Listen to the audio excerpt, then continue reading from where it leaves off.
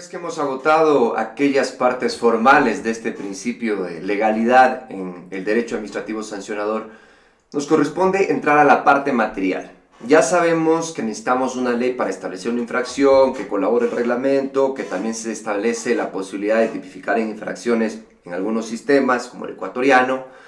Ahora nos corresponde la parte material, es decir, cómo en realidad ya se debe establecer una sanción. No el instrumento, sino que debe contener ese mandato de tipificación. Y acá nos vamos a encontrar con que la tipificación, dice la doctrina, es una descripción legal.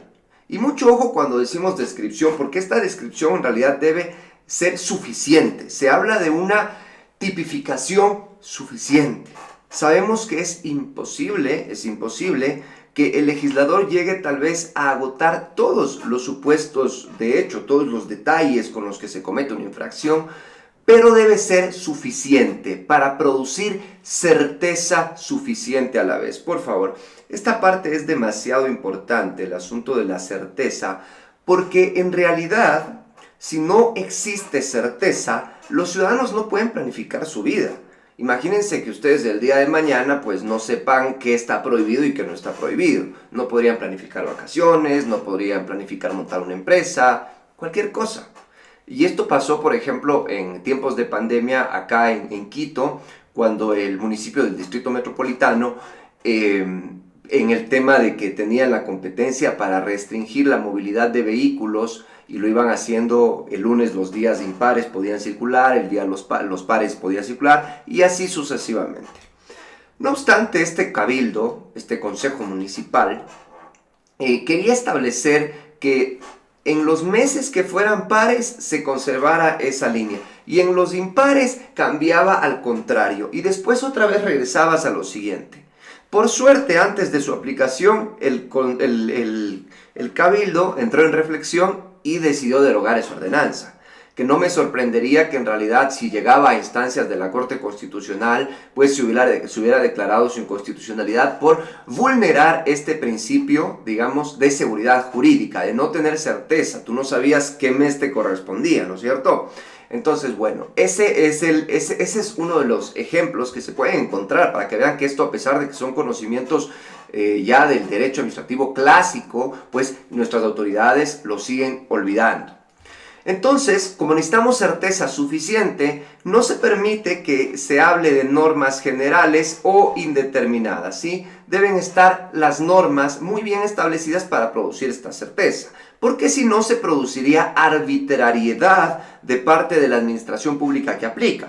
Entonces, el mandato de tipificación es un mandato tanto al momento legislativo, es decir, cuando vas a establecer la infracción en la norma, pero también es un mandato a nivel de aplicación de la norma, es decir, que la administración pública sepa que al momento de establecer una sanción tiene que encontrar que los hechos imputados son idénticos o se identifican claramente con los hechos que la norma está infraccionando, no pudiendo entonces faltar ningún elemento esencial de esa tipificación y prohibiéndose, eso sí, y dice nuestro Código Orgánico Administrativo, la interpretación analógica y extensiva interpretación extensiva en materia de infracción y de sanción.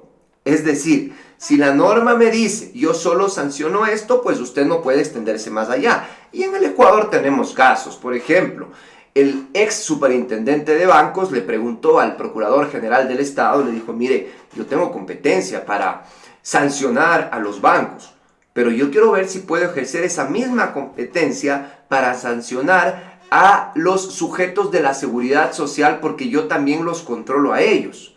¿Qué le dijo el procurador? Mire, la norma está estableciendo como sujeto activo ¿a quién? A los bancos, a las instituciones financieras. Usted no puede hacer una interpretación ni analógica ni extensiva para extenderlo eso a los sujetos de la seguridad social.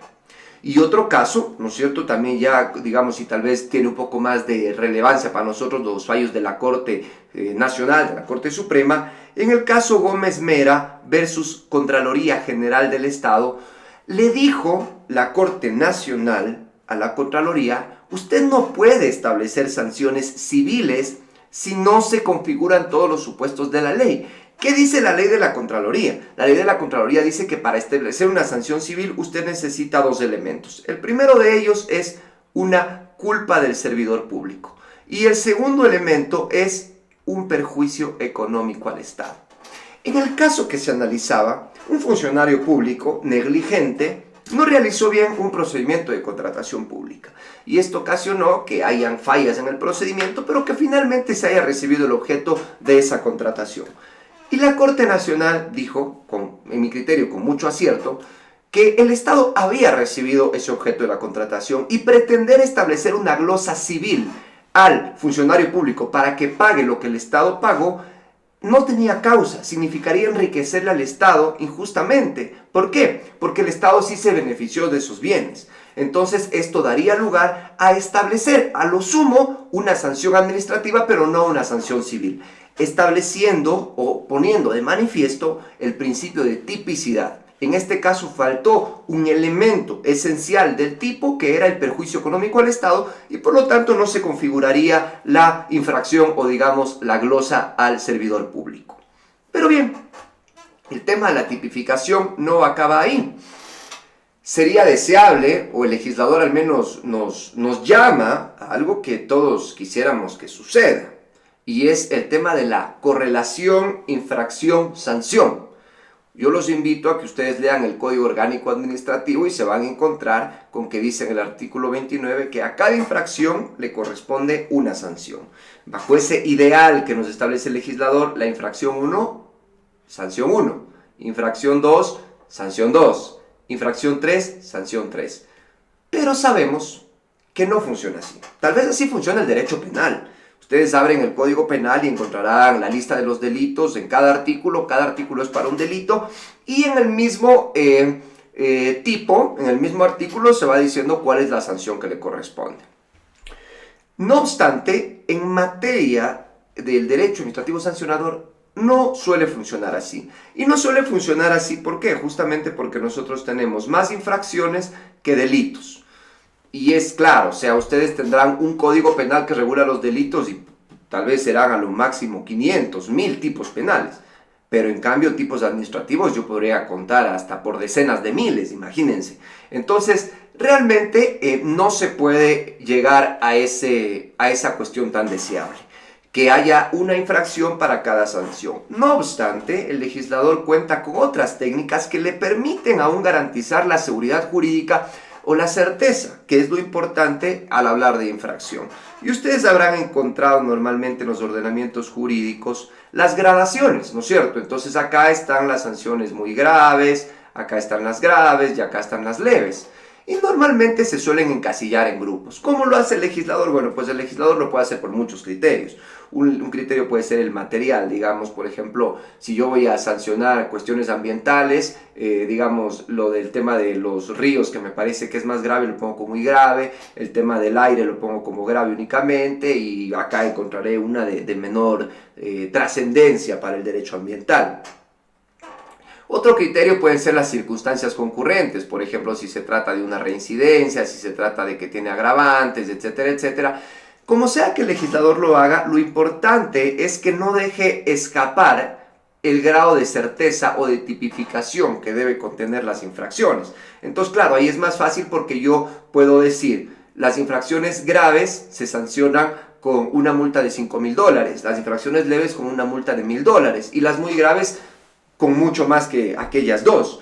De esa manera, pues, no violo, digamos, el principio de correlación, infracción, sanción, porque genero una certeza en la persona, en el destinatario de la norma, pero no me agoto estableciendo en cada articulado, sino que esta es una técnica permitida para cumplir con este objetivo, que es el de la correlación y no violentar la seguridad jurídica.